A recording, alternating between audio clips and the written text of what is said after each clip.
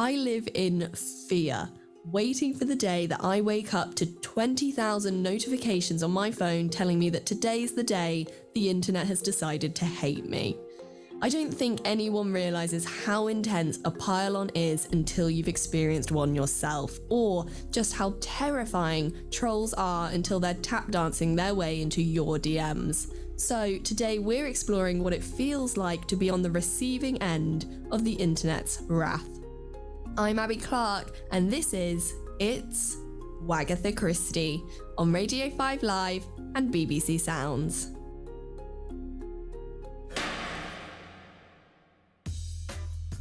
Today, I'm joined by model, influencer and podcast host Anna Vakili, who starred in season 5 of Love Island, aka My Dream Interview. Hi, Anna. Hi. How are you? Hi. This is surreal. I watched the entire season. Big fan. I think our first question is, what made you apply for Love Island?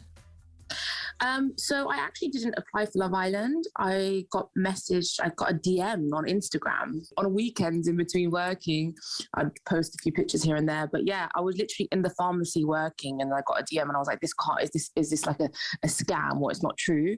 And then they called me and it was ITV. And so what happened? Did they just straight offer it, or were they convincing you to apply? No, they were like, okay, can we have a chat with you about, Love Island and if you'd be interested in starring in it? And I was like, oh my God, what? Wow. That was like the only TV show that I religiously watched.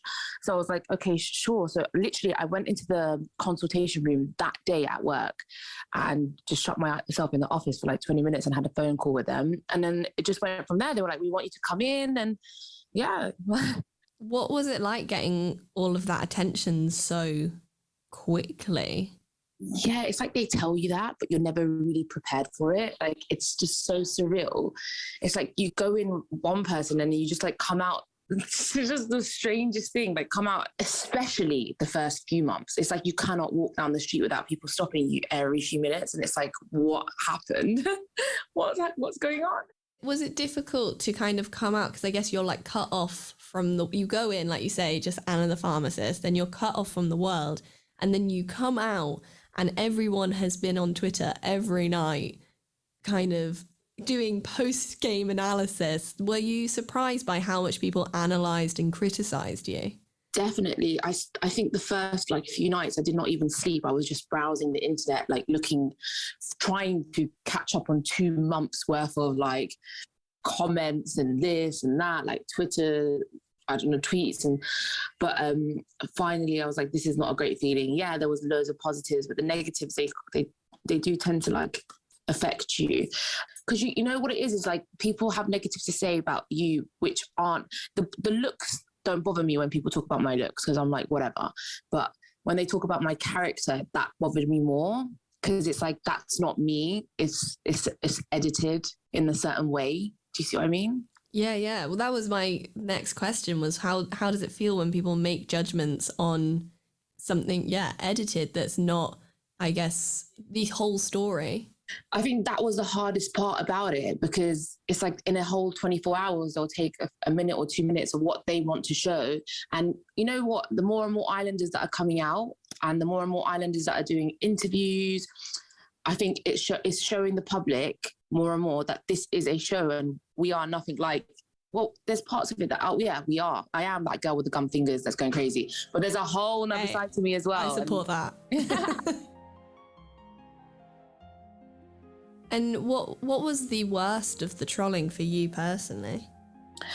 So yeah, I think for me personally, it was the character. When people wanted to make assumptions of my character, that part of it upset me the most. They'd say things like I'm negative or I'm this or I'm that, but they didn't know the full story of certain situations. They didn't see me cracking jokes and laughing about the villa. It was obviously the scenes of me having that drama. So yeah, that bit of it upset me. But honestly, having a good support system, my sister, slowly, it's just made me stronger now. And did it affect the people around you? Did it have an effect on your sister and your family? I think my sister's quite strong, I think. And I think I needed her to be strong for me, and I became stronger. But yeah, I think definitely like my mum and dad they didn't want to see me like down and upset. It did affect them a lot. But yeah, after a while, my sister said for about 6 months it took for me to like get back to normal. I mean, I guess for what happened to you of like going into the villa and, you know, being just down to the editing, I guess social media kind of gives you your power back to kind of show the real you and kind of clarify the narrative. But do you think social media companies do enough to protect people from the abuse? Definitely not. I mean, no way. No. It's like, it's so weird that like one little thing, if you say on your story, they can block your story off or, you know, take posts down, but they still can't stop trolls. Like, it's weird. So yeah, definitely not. And I think even in terms of like showing my character on social media, like I said, I wasn't, you know, an influencer before, so I didn't know really what to do with that platform to show my personality. Like, what do you do? Just pout and like make stories. It was very difficult for me to show my character. So that's why I'm so like grateful now that like even to be able to do like podcasts and stuff like that, to be able to show myself more and more. What advice, I guess, to the new contestants coming out of Love Island and stuff? Like, we live in this world where these things can happen, where you just get skyrocketed to having all of these people watching and judging you. Like I personally had like a mini version of it where I went viral over lockdown, and it is that just so suddenly you can go from absolutely nothing to suddenly all of these people having an opinion on you and expecting things from you. What advice would you give to people in that situation, having to deal with trolls for the first time?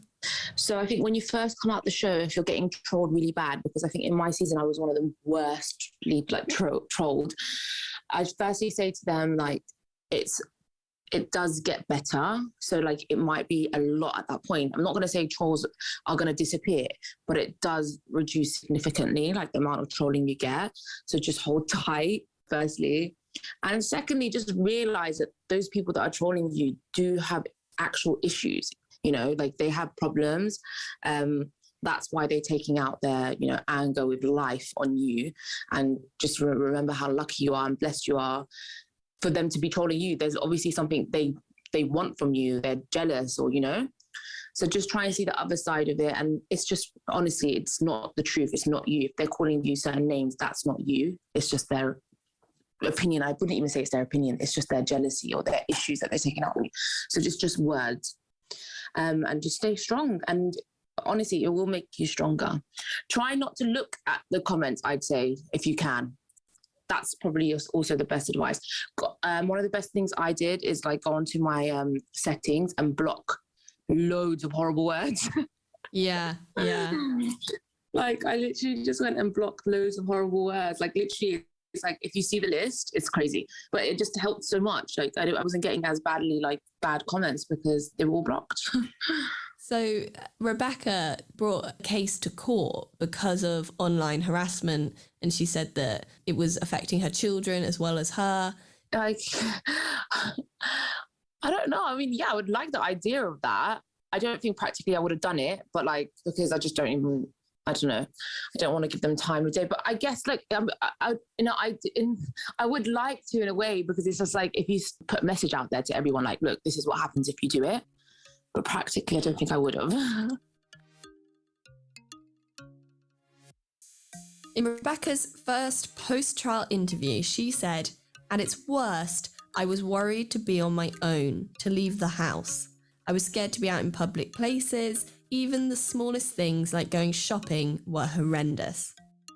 A big factor in this whole story, and what we keep reminding ourselves, is that Rebekah had a horrible time online. And that is why she claims she was so determined to clear her name. So, to find out more about how people can seek justice in the face of online trolls, I spoke to an internet and social media lawyer. First of all, could you just introduce yourself and what you do? My name is Yair Cohen. I'm a lawyer. I specialize in internet and social media law.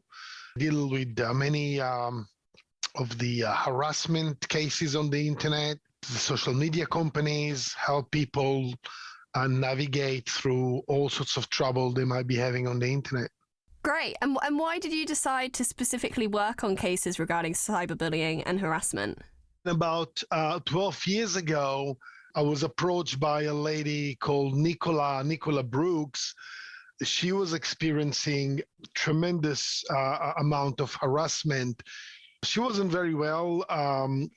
She had some health issues.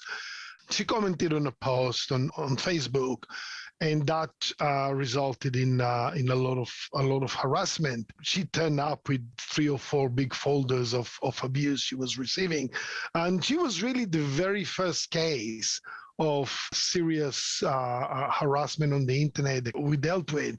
It was the very first case where we made an application to the court for Facebook to disclose the identity of online trolls.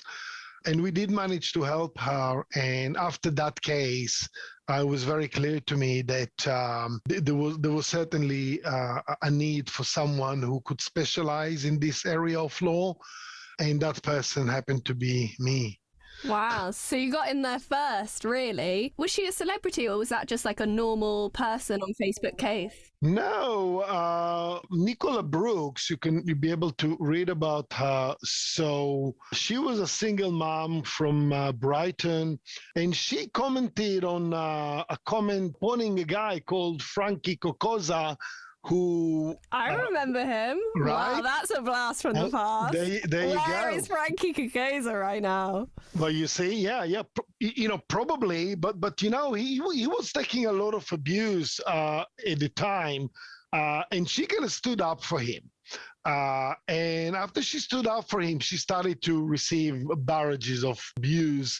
And it went on for years, and it just wouldn't stop. And as it turned out, the main troll who harassed her was a police officer.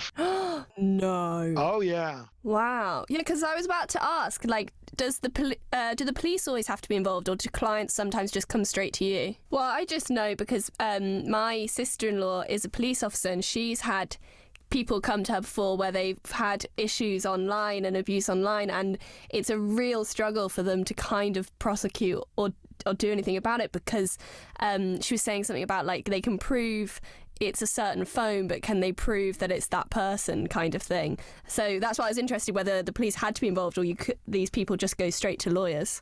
There are more and more cases where they don't bother even go to the police anymore. But I don't want to single out the police. I don't want to, obviously, I think there is a logical reason why the police is unable to help. And that is mainly because very often those type of cases involve huge amount of evidence.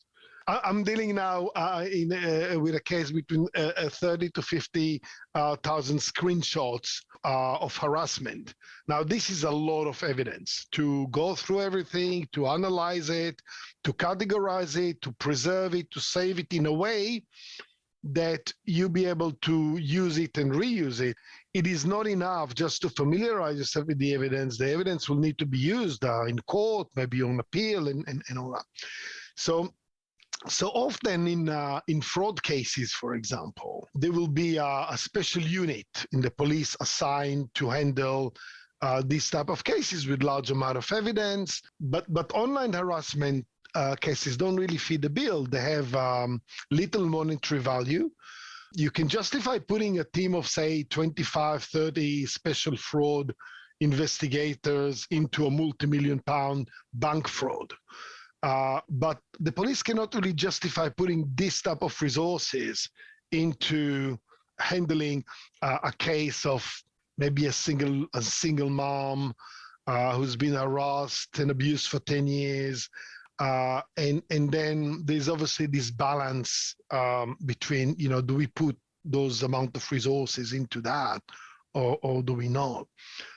And the police, I think, decides that it's just not the way to do it. So do you think that people, and especially public figures, have many other options when it comes to dealing with their trolls? There are very few options for anyone who's been unfortunate enough to be a victim of online trolls, victim of doxing, where people can gather public information about you, about your family, about your children, and put it all online.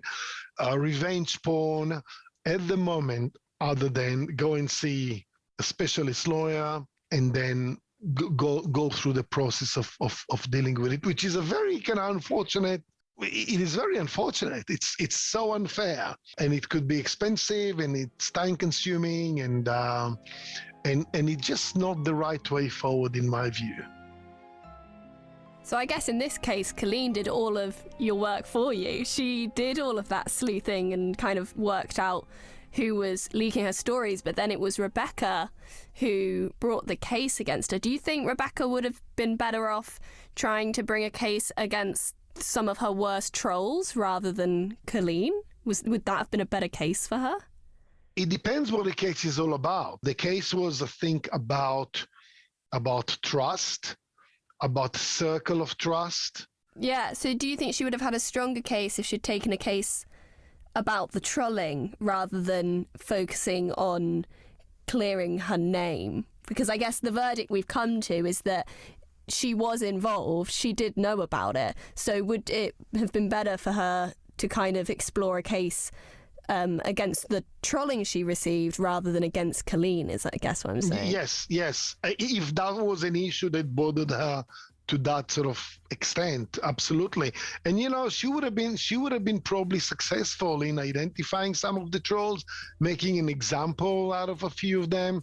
From experience, having dealt with similar cases with similar type of people, I think that the reason was social reason rather than anything else here. So you're absolutely right. She picked the wrong case, possibly. So do you think this case is going to change the way we interact online now? This case is I'm sorry to disappoint everyone here. Is it not as big a deal as we think? The case is a zero deal, absolutely zero deal. I'm sorry, Coleen and Rebekah. The case has had an impact on a number of people, particularly those involved. The lawyers, the press, but zero impact.